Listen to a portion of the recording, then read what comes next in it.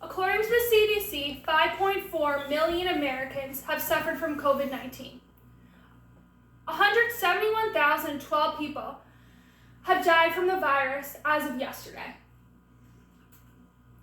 As you can see in the photos behind me, these are photos of patients, Americans, who have been hospitalized with COVID-19. They've had severe reactions to the virus and are now intubated. Across the globe, there has been a lot of concern about the COVID-19 vaccine. Anti-vaccine activists have been very, very vocal over the course of the last few months. They have expressed that they feel that the vaccine is more dangerous than getting the virus naturally.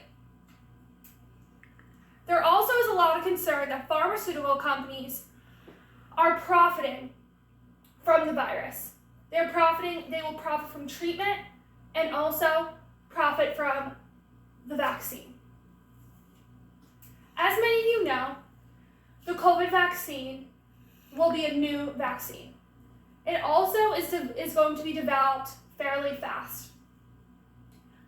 That has raised a lot of health concerns of getting the vaccine and getting side effects, and also long-term health risks and side effects as well. Young adults, since they aren't in that high-risk category, they feel like they don't need to get the vaccine.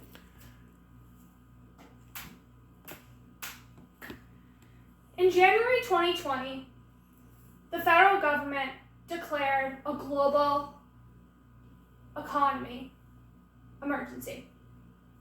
This has directly affected the economy. It has directly affected the travel and tourism industry, manufacturing, sports, the food sector, and retail, and that's just to name a few. The economy being down has resulted in a reduced workforce. This is very concerning for college graduates who are graduating this year and also even next year, that they'll graduate into a recession and not be able to find a job after all the hard work that they put in.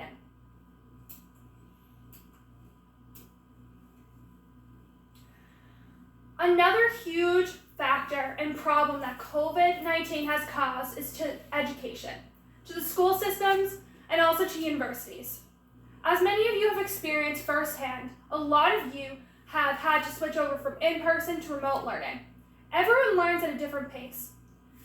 And in return, it also comes at a cost, switching over to remote learning.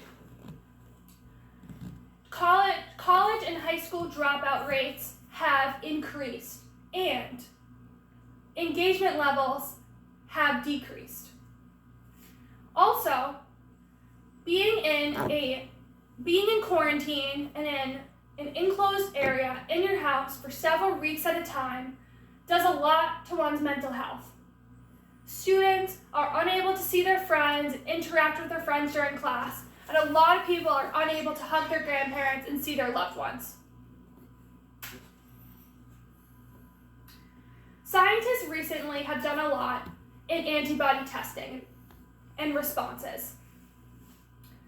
They have noticed that with testing for antibodies with people who already have the virus has resulted in 90% of people do not develop antibodies, or do develop antibodies, but only for 3 months. This is a huge problem because, one, they lose immunity, and they only have antibodies for a shorter period of time, and the window closes with how many people they can help with giving antibodies to people who are high risk.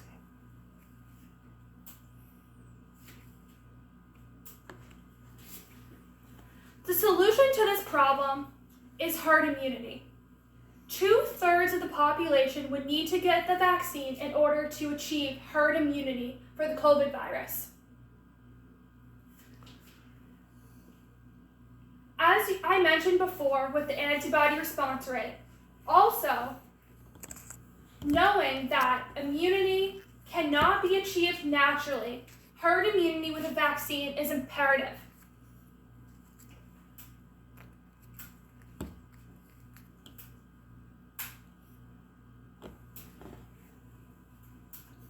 Picture this.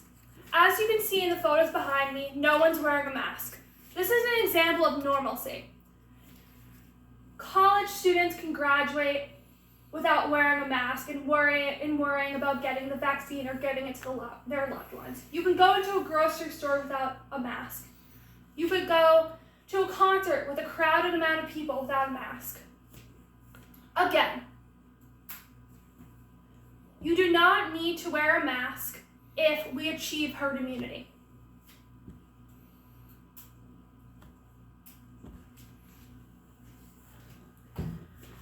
Ways that you can take action yourself and are educating yourself. Follow along with the CDC trials. Follow along the different phases. We're currently in phase 3.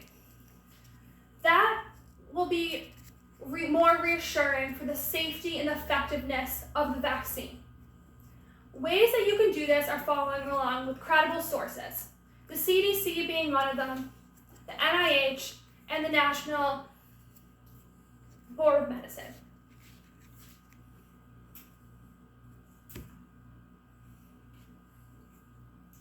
You should take the COVID vaccine.